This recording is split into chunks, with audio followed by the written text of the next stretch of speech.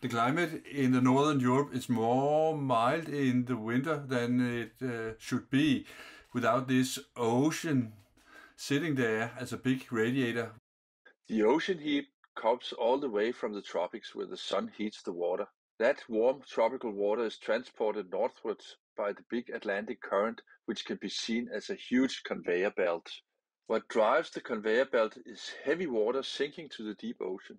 Cold water is heavier than warm water, and salt water is heavier than fresh water. So the conveyor belt is driven by cold and salty water sinking to the deep ocean.